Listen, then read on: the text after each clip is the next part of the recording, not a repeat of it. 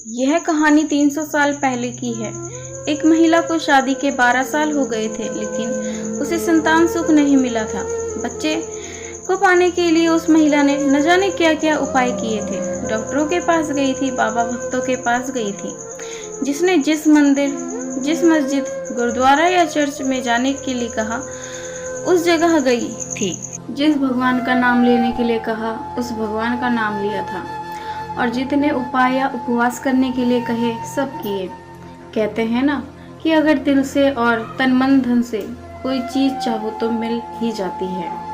इस महिला को भी उसकी तपस्या का वरदान उसके बेटे के रूप में मिल ही गया। 12 सालों की दुख, दर्द और पीड़ा अपने बेटे का चेहरा देखते ही सुख, खुशी और संतुष्टि में बदल गया। लेकिन अभी शायद उसकी तपस्या बाकी थी। शायद भगवान को अभी उसकी और परीक्षा लेनी थी। जब उसका बच्चा 1 वर्ष का हुआ तो एक दूसरी महिला ने उसका बच्चा ही चुरा लिया। सोचिए उस माँ की मानसिकता क्या होगी जिसने दुनिया में सबसे ज्यादा जिस बच्चे के लिए अपनी जिंदगी जी थी, उसे उसका बच्चा ही छीन गया।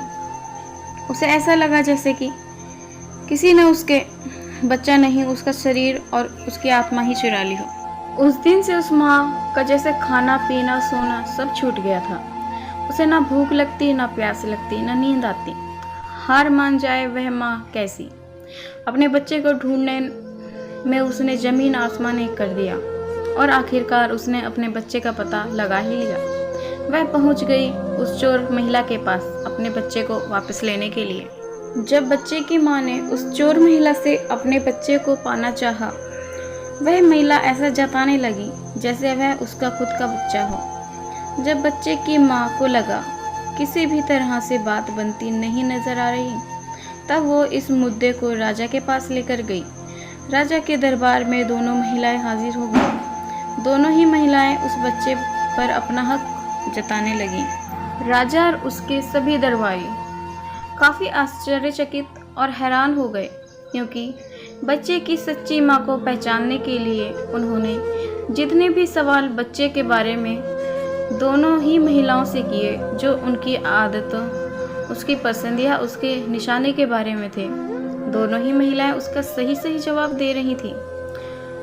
जब इस समस्या का समाधान निकलता नजर नहीं आ रहा था, तो राजा ने अपने खास और सबसे समझदार मंत्री से इसका निराकरण करने के लिए कहा। मंत्री ने बिना 1 मिनट की देरी किए तुरंत राजा से कहा कि महाराज, मुझे लगता है कि यह दोनों ही इस बच्चे की माँ हैं। इन दोनों का ही उस बच्चे पर बराबर का हक है।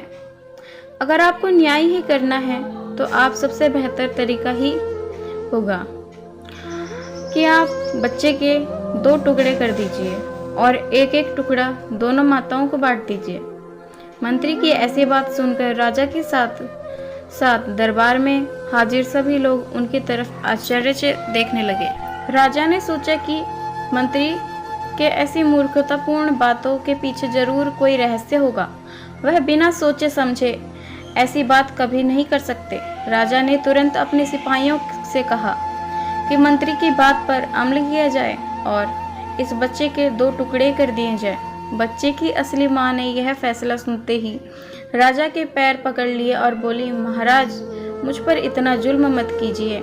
आप चाहे तो बच्चे को उस महिला को दे दीजिए, लेकिन उसके 2 टुकड़े कर मत मारिए।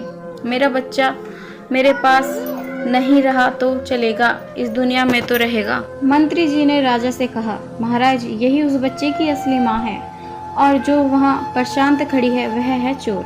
राजा ने तुरंत उस बच्चे को उसके असली माँ को सौंपने के लिए कहा और उस चोर महिला को फांसी की सजा सुनाई।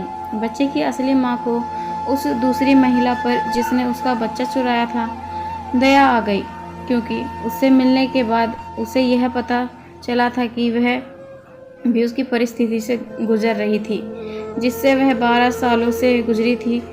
इस महिला ने अपने बांझपन के चलते अपनी गोद भरने के लिए इस बच्चे को चुराया था, और चुराने के बाद भी वह बच्चे को अपने खुद के बेटे की तरह प्यार करती थी। बच्चे की असली माँ ने दरबार में विनती कर उस महिला को माफ करने के लिए कहा। तो दोस्तों आपको ये वीडियो कैसी लगी, थोड़ी मिस्टेक हो तो माफ़ कीजिएगा। वीडियो पसंद आए लाइक एंड सब्सक्राइब। बाय।